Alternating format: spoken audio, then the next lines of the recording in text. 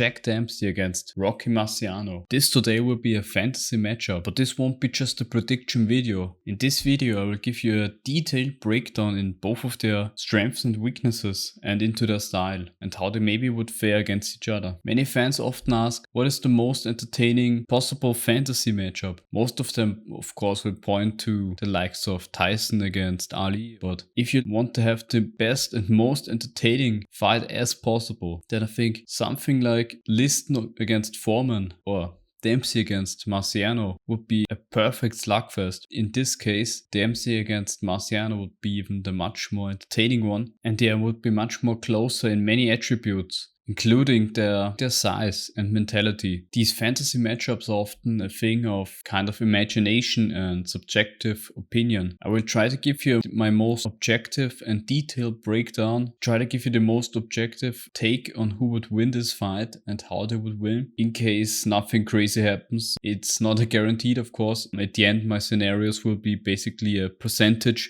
what I think is most likely. This video will be part of a weekly Patreon series. I will make this a free Patreon episode, give you a video demonstration. Let's start off. Both of course are incredible fighters who break down their opponents basically with pressure and hard punching. Both of them have incredible work rate, especially Marciano. So for the scenario, I think we're gonna pick the most interesting one, basically both in their prime. And for Dempsey it would be around 1919 or 1920 against, I think, 1952 Rocky Marciano.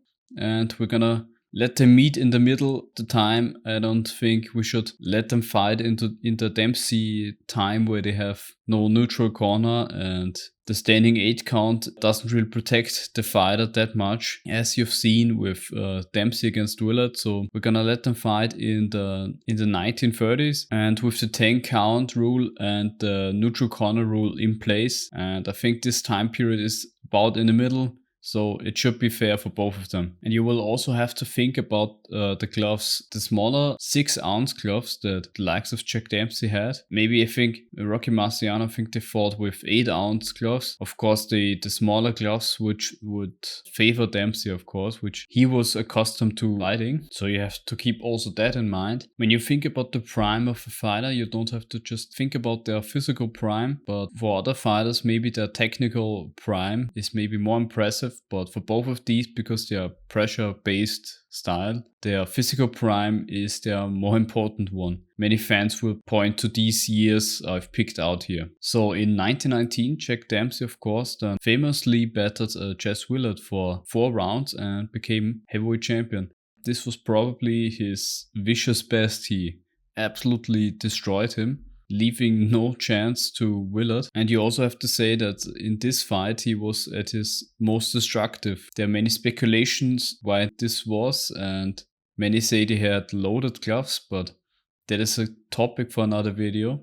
And for this fight that we picture, we have to think of a guy who just blown out Jess Willard in 4 rounds, basically. He was kind of very nervous and into this fight, but he somehow managed to turn his nervous energy into quite a killer instinct, where it was do or die for him. And this turned him into an absolute monster. The reason why it's quite hard to beat Jack Dempsey is because he will turn every fight he's losing or every fight he's part of into a battle of life or death. Jack Dempsey doesn't outpoint you, will just go through you. Remember that this man was coming up the hard way and he was always fighting for a few dollars and basically fighting for survival. Getting up when knocked down is kind of mandatory for survival. You have to think at this time he was kind of very a hungry fighter, and this would be quite an attribute in such a slugfest.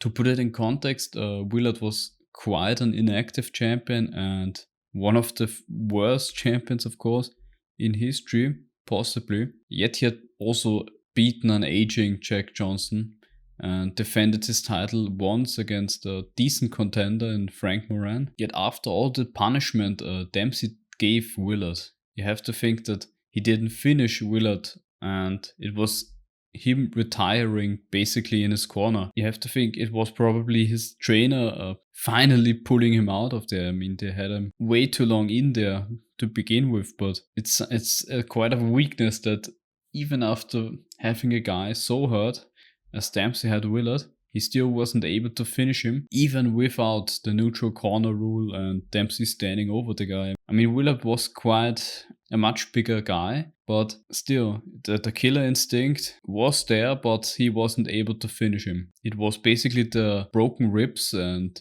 cheekbones and all of the punches together which made him quit. Very savage fight indeed. This is the first round. I love watching this fight. Oh, Willard down. in the case we have here, Jack Dempsey is a very, very vicious man. And as you see, he fights like someone having eaten for 5 days. Very small man, too. But ferociously savage. No, you must understand, me and Cus spoke about this fight a lot of times. And I was telling Cus, wow, this was a great fight. He's great, Cus.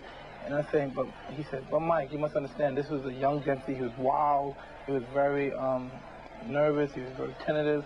And he just wanted to get the fight with as quick as possible. Because he was this first time fighting for the title. He's 24 years old. And he's nervous. He doesn't know what's going through his mind. He just wants to win. And you see him hurt the guy. And he's just, everything's explosive. He's tight. He's ready to go. And like, look at him now. It's just unbelievable what he's doing. He's been fighting for years. People don't know. He's been fighting as a hobo for years. Losing, winning, getting knocked out, having hundreds of fights. So what you're saying, Mike, is that you regard Jack Dempsey as one of the really great old generals. Oh, man, I'm crazy about Jack Dempsey. Because of his ferocious intensity. You know, there's no one like him. So let's introduce Rocky Marciano from 1952. What is most impressive from Marciano from that time is when he basically punched Jersey Joe Walcott into oblivion. Rocky was down at the first round in that fight and quite outboxed throughout the entire fight. He had his moments but wasn't picking up any round. Throughout the fight it was quite clear that he had quite explosive combinations sometimes, but still wasn't able to get the timing right and wasn't in the right distance and so on. It took Marciano 13 rounds to finally find an opening, and the way he did it is quite telling for Marciano. He beat Walker to the punch, so Marciano often gets caught gambling, and if he wins quite devastatingly. With this sheer determination and his pressure, he basically came out on top in this fight. His most important fight, of course. Many don't know this about this fight, but Marciano fought about 1.5 rounds nearly blind, and something came into his eye, and it was probably something from Walcott's glove. We've talked about this in the longer Rocky Marciano series, where we go into quite a detail into this fight against Walcott and what happened or maybe happened here. Marciano proves he can take an incredible amount of punishment and still be there to trying to win and trying to take your head off. And he might be the most determined fighter of all time. As a chance in the rematch, split Marciano's nose. You've probably seen the picture of it and the fight. And most referees would have stopped it. And the ref here gave it another round. And then Marciano went out there. He was the kind of fighter who then went out there and stopped Charles in the next round. He has this importance and determination to put it on you if there's any doubt or a time stress on him. And you have to think he was barely able to properly breathe at that time, having blood all in his face. And he still went out there and finished one of the best guys, who gave him a incredible tough fight, maybe the toughest fight of his career, the first one, and he went out there and finished him in 1 round when he had to do it. Let's go into some technical comparison. Looking at it that way, you wouldn't expect it, but out of the two, even though Dempsey is the one more old school fighter and older fighter, he's technically much more schooled and much more efficient in both his defense and punching offense. He had the ability to create his own kind of style, which made him and boxing quite big at that time. He put all the techniques he had learned in the sparrings and from older fighters and things he observed and studied, just put them together and made a style for him, complemented his fighting style, his body measurements and his mechanics and mentality. And you have to think, bobbing and weaving like Jack Dempsey does in his fights isn't something that was common back then. People were more stiff and more focused on long-range boxing back then. Mostly just clinched when they came on the inside. This kind of new exciting style and pressure style was quite new. for that time. One of his most famous technical things was the falling step, is where he's shifting his weight. He also has a very short punching form, and this gives him the ability to KO people with quite surprising shots and quite short shots out of the clinch or out of the pocket. Things you don't see. And even with hard jabs, which Dempsey calls jolts in his book, and does it quite well, because every time he doesn't throw light jabs, he just throws hard jabs, which can be a disadvantage also. Always does the weight transfer in his body to get the maximum power in his shots. In a few fights we've seen when Dempsey's in a crisis, he's able to also fight a bit on the back foot, but not like you would expect, or more like you would expect from a fighter like him. He would then turn into more of an ambush fighter, where it would jab a bit from the outside and then wait until you basically make a mistake and move in with the right and so on. Dempsey's most technical, efficient moves are his short hooks in the inside and on close range. Of course, he has very hard counters to the body, where his best moves against smaller opponents. Yet in general, it has to be said that Dempsey struggles more with the smaller fighters. And since they can easily catch him while ducking, and Dempsey mostly doesn't adjust, since smaller fighters can more easily catch him while ducking or diving. Dempsey normally doesn't adjust for smaller fighters, he also just is one of the guys that will try to fight his style in every fight and won't adjust for the opponent, which favors smaller guys against him, which was shown in fights like against Carpentier or Brennan, which gave him a lot of trouble, actually, especially early on, and he was quite hurt in both of those fights early on. If you duck into Marciano's uppercut, this is not a good thing to do. Marciano has been, ever since his fame, called a fighter with basically no style. Muhammad Ali famously once said, "That's it, Rocky Marciano. You knew him? You saw him fight?" Ooh, he hit hard. He hit you so hard at Jai Kim folks in Africa. Who do you think would have given you the toughest fight of them? The toughest fight would be the man who's the hardest to knock out, whether he's got a style. And a fellow who had no style, just a bull, was Rocky Marciano. He would be the most trouble, I think. He was not a great fighter scientifically, but just a mauler, a brawler, fight. One fighter's nose is hanging off, he kept coming. Can't put him down, can't teach no kid to fight like Marciano. He just had his own style, was courageous. He wasn't as great as me, wasn't as beautiful, everybody know that, but I don't know if I would have beaten him in his style and my style. Marciano just kept coming. He hurt your arms, he could take everything. But what I cannot prove who or how I would have beat them. I did a computer fight with him when he was an old man just pretending, and my arms were sore just from joking with him. In his heyday, he may have won, or he probably would. It's up for the imagination. Yet Ali also explains that it would be the hardest part about fighting him. It's often quite hard to beat someone that doesn't fight like a normally traditional fighters. If you just trained on basically fighting other fighters, you fight someone with quote-unquote no style and he has incredible will to win, it's quite hard to beat someone who doesn't want to lose. And he doesn't have a style that you're accustomed to. It's quite of a tough night. But there are also still technical things, of course, that Marciano does. It's not like he is a complete novice or something like that. Marciano, of course, will try to make every fight and boxing match into a kind of a street brawl that favors him, which is also rooted in his build. Very short arms, very short build, and so on. But he's quite powerful, and for his technique, he can be basically the best described as somewhat like a practical, experienced brawler. Like he has basically drawn people so often into those kind of dogfights that he knows what to expect, and the other guy hasn't been in the situation before, and so he knows the moves, he knows what they were maybe tried to do from sparring and so on. And Marciano was quite good in sparring, and that's actually one of the reasons why he then was able to convince his trainer to actually move him to pro and so on. And his power and the athleticism. Marciano doesn't really have that much athleticism, and this is one of the reasons he went into boxing, because he couldn't do the other sports. He wasn't as explosive, but he has quite an incredible stamina, and his power is also good from his lifelong training in sports. He has been working and training physical hard jobs since his childhood because there was nothing else to do in his family. For technique, again, his punches that he perfected are his straight right, which he always threw more in a looping way because of the way he's built, and the same goes with the overhand.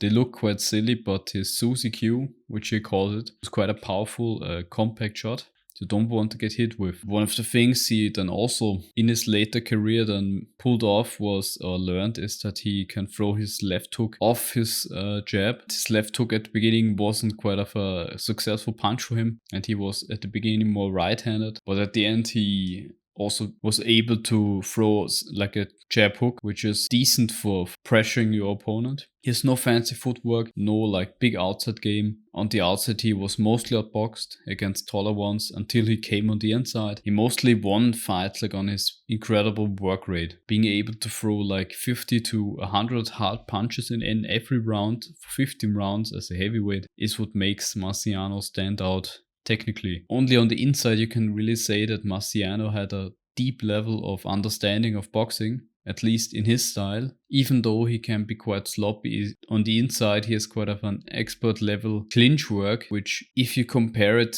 I mean it's not like the same, but you can compare it with somebody like Duran. He has a few similar moves like him. Marciano proved in his world level fights against the likes of Esso Charles in the first fight, which he then dominated on the inside in the later rounds. And one of the things that put Marciano and Duran similar was that they were always good at positioning their head in order to and manipulate their guard, and also setting up attacks coming out of a clinch. You will often catch opponents surprised or in a lack of concentration coming out of a clinch when they maybe tried to rest or so on. And here are also the short punches from Marciano. To sum it up, his trainer Charlie Goldman once said something along the lines, everything Marciano does shouldn't work, but every time we put him in on the next level, he delivers. The best punches for both of them, Dempsey of course, the left hook, which can be thrown at multiple distances. Also quite a surprising shuffle left hook he does on the inside. He has multiple knockouts on film with this punch, and what makes it so dangerous is that he can generate incredible power from just a little room of a few centimeters. One of the guys that is quite reminiscing of Jack Dempsey is Artur Beterbiev, current light heavyweight champion, which also has a similar power generation, let's call it that, where he would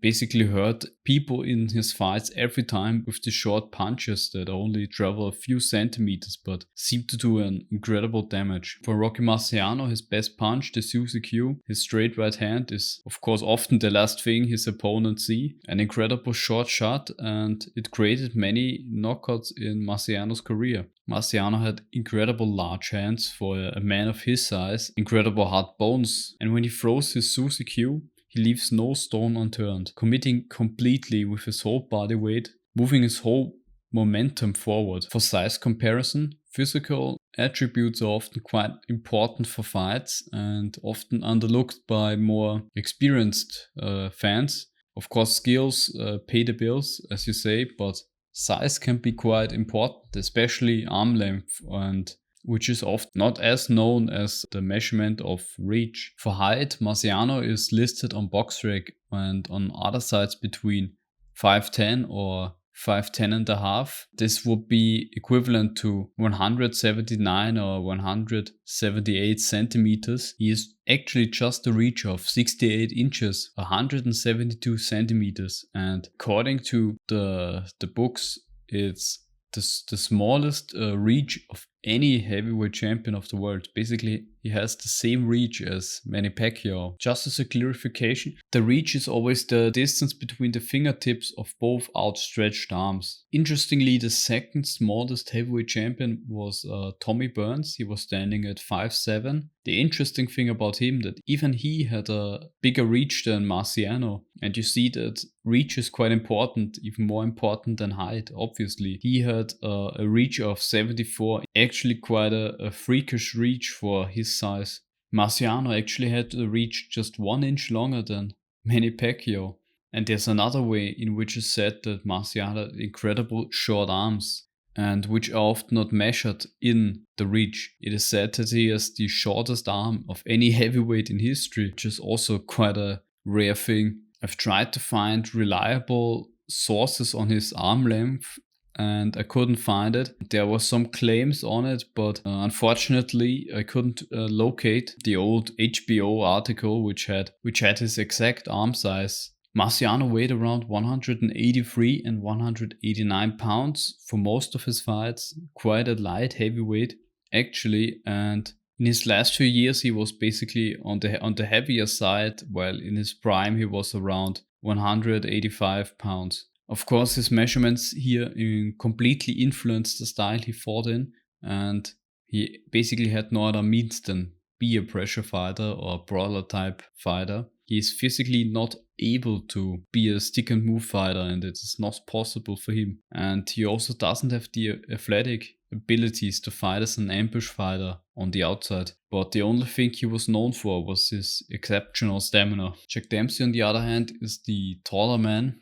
listed at 6'1", which is 185 centimeters, and in relation to his size is actually just a reach of 73, also 185 centimeters. This might have helped Dempsey to throw those short and compact shots. He has a reach advantage over Marciano of 5 inches, which is quite significant, and a height advantage of 3.5 inches. Jack Dempsey also was the heavier man, weighing between 187 and 194 pounds. His best weight was though around 188 and 190 pounds. Not looking at it from like a physical perspective, but Dempsey leads in these physical metrics, but depending on basically both of their strategies and their styles, this can be a size advantage or maybe also a disadvantage in close range and maybe in the clinches. So choosing where they're gonna exchange would be key for winning a fight. For reflexes, I think Jack Dempsey is the more sophisticated form of defense and reflexes, yet his defense seems to be the best against long range boxers and taller fighters, and against smaller ones he can often be hit with quite hard overhands, and he's not as elusive against them because he tries to stick to his style. His reflexes are more primed against like taller guys, so he often got caught with punches from below, especially the uppercut, and he also has a disadvantage with his tendencies directly duck into those uppercuts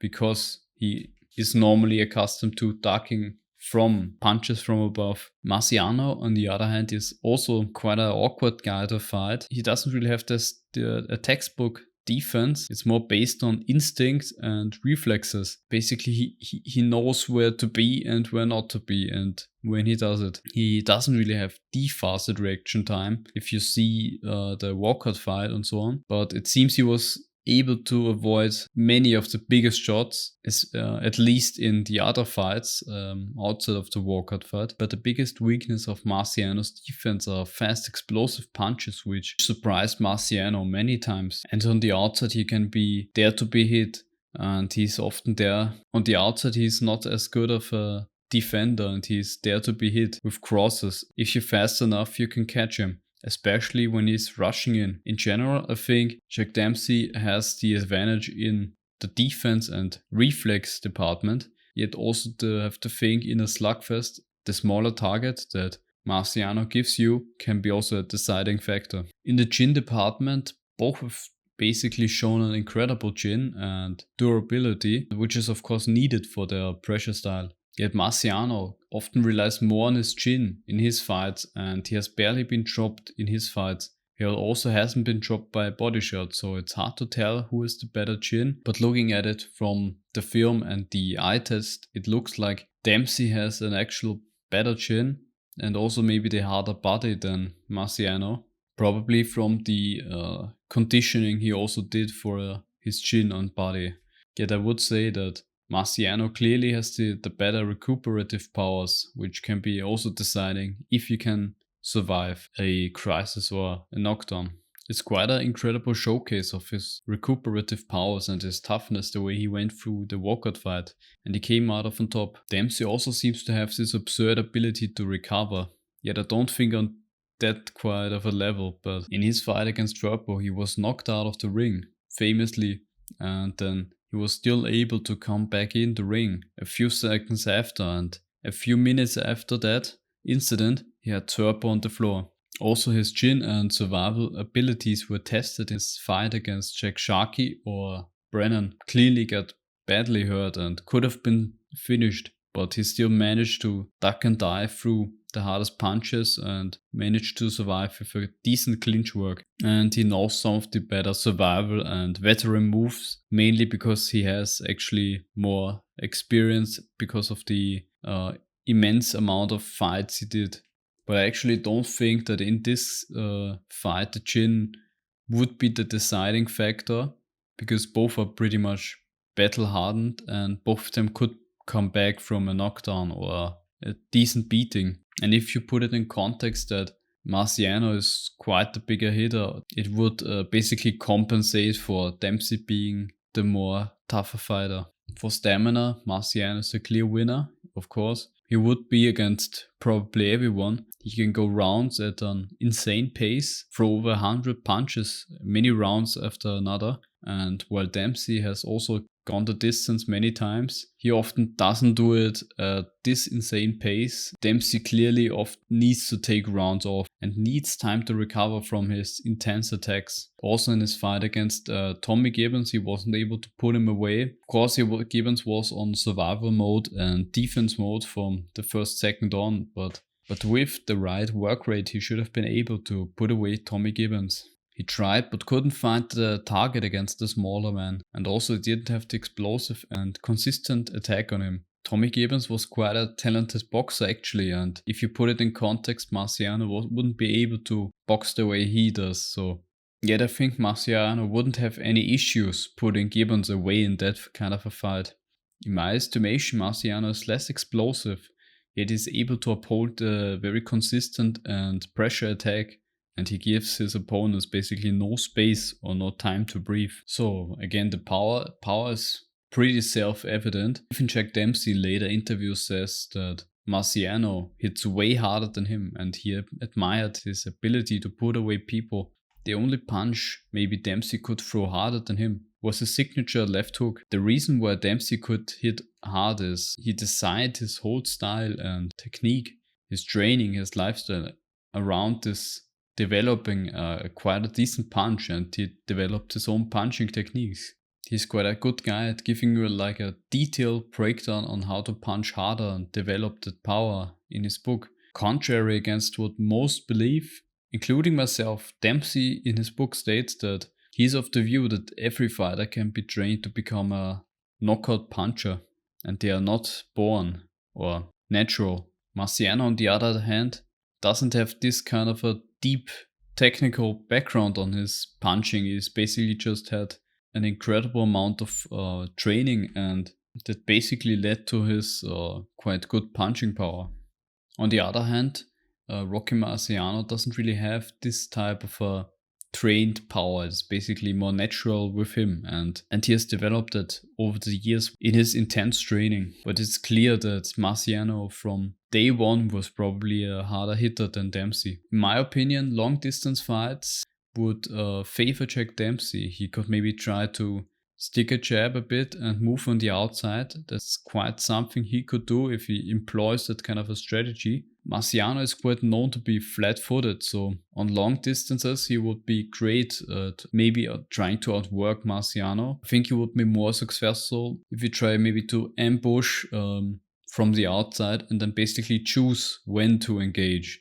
He could try to explode with a left hook or right hand or any kind of a combination where he would works for so long, so Dempsey would need to basically mix it up with distances in the fights. Marciano doesn't catch up with him. On a kind of a medium distance and close range, it's actually more that Marciano is favored. The medium and close range actually favor, of course, Marciano more, who is shorter and who can sustain his attacks for much longer. Dempsey could have success if he tries to counter the incoming reckless Marciano with something like a left hook, but once Marciano keeps going, it would be hard to keep up with that for Dempsey. One of the things Marciano can do from the outside is that he can try to set up his right overhand, make Dempsey basically put up the guard lower and defend his body, maybe feint like jabs to the body or throw jabs to the body and then throw a good overhand. On the inside fighting mostly favors Marciano, yet you have to think that Dempsey has quite good counter abilities, especially with the body shots. He shouldn't be underestimated on this range because he can throw incredible hard counters or hard shots and short shots that maybe Marciano doesn't really see. And we know that Marciano doesn't like body shots. So in a brawl, I think in general would favor more the smaller Marciano by far. This is mostly based on what we talked about before, is that his chin, stamina and power probably are gonna outmatch the stats of Dempsey, so to speak. And I think it's more with Dempsey, he has always a chance, but just based on this, he's more unlikely. So let's talk about the possible strategies. I think for Dempsey, it could be able to try to keep the fight as long as possible and resort to, whenever it is possible, to the long range. And he should definitely try to counter Marciano when coming in. And he should work on his setup for his left hook. This should be something he needs to basically catch Marciano in a bad situation or in a bad spot where he has a lapse of concentration and then try to put him down with a left hook. For Marciano, of course, it is more important to get forward, come forward, pressure Dempsey, and make sure that this fight is a brawl and that this doesn't really, and he needs basically a high tempo fight. So a shorter fight definitely favors Marciano, and I don't think that Dempsey will be able to keep up that pace with Marciano. So that's actually quite a difficult place for Dempsey to fight off, and Marciano will need to force this kind of a street fight and pressure, and needs to put Dempsey in a position where he's expending energy. One of the few first exchanges that could or would happen, I think Dempsey would quickly find out that Marciano hits way harder than he does, and where Marciano will need to work basically on a good setup for his overhand, Dempsey might actually be more stationary if he can be hurt.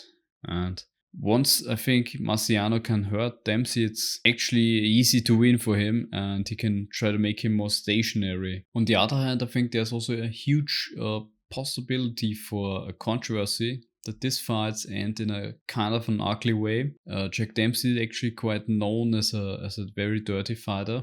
He's kind of a guy who doesn't shy away from fouling his opponents to victory, and he was even a dirty fighter for his times, which says a lot. And even when he's winning, especially also when he's on the losing side, then even more, he will try to foul you and get every advantage he can get. So the question is, would Dempsey foul Marciano in the clinch if things don't go his way with a headbutt or punching while on the break or holding and hitting? So let's quickly go through the keys to victory and then to my prediction. For Dempsey, he needs to employ movement to avoid most of the punishing blows from Marciano. He needs to set up his left hook, and he needs to work on counters to the body especially. For Marciano, he needs sustained attacks. The right overhand will be quite important, I think, and he should be aware of explosive attacks from Dempsey. So for my prediction, I think Dempsey's style with his commitment to every punch and his falling step, and also his inability to change his normal style depending to the opponent, would be too dangerous, and against maybe somebody as consistent and as of a harder puncher than him. And they would be too dangerous against someone who is as consistent and as harder punching as Marciano. And this would be quite a dangerous move. And also his inability to change his style. And I think somebody who is as consistent and a harder puncher like Marciano, this would be detrimental. I think this fight would actually go longer than most viewers would expect. And I think this fight would go and this fight might actually go 6 or 8 rounds.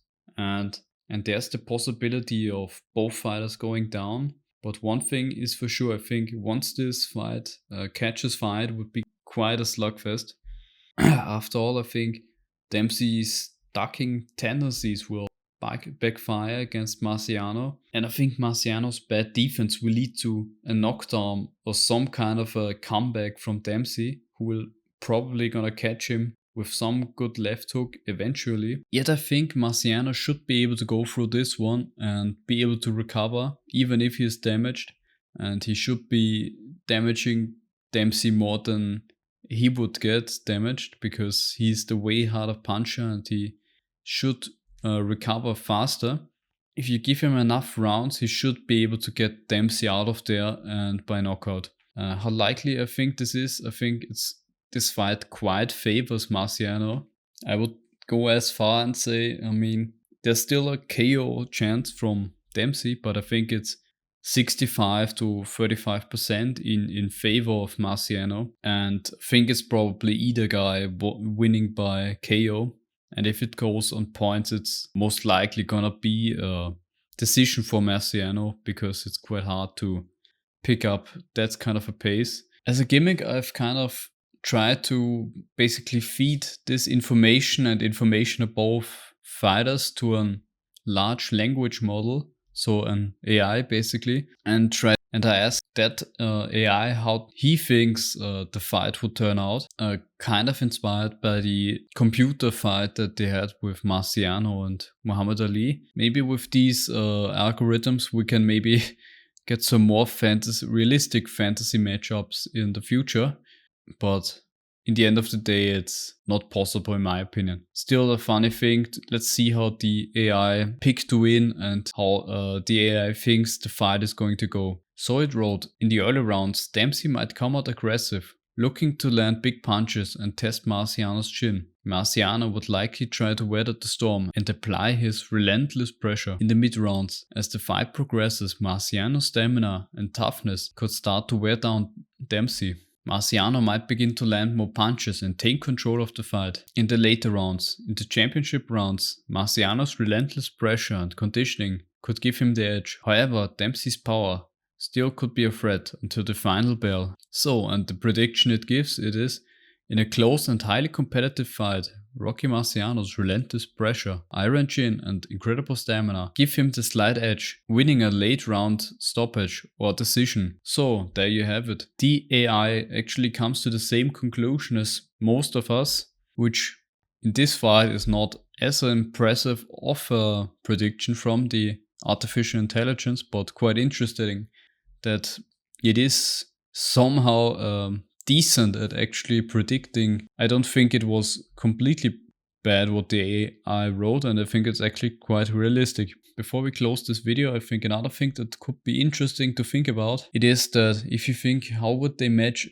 both at their technical best, and this would be probably Dempsey from 1926 and against Marciano from 1954, which was the Marciano against the second Esser Charles match. Even there would favor Marciano, but in a lesser split, and I think that match would more favor Dempsey, because with the older age it would be harder for Marciano to overcome the technical deficiencies. Punching output would be lower at that. But at the end of the day, I think, so Rocky Marciano against Jack Dempsey, as we've come to the conclusion, most likely it's gonna be a stoppage victory for Rocky Marciano, either in the mid or late rounds, and on points he would probably win too, so quite a bad situation to be in for Dempsey, but this matchup would always favor Marciano, and we just went through it very detailed, and I think from many graphs I've seen, most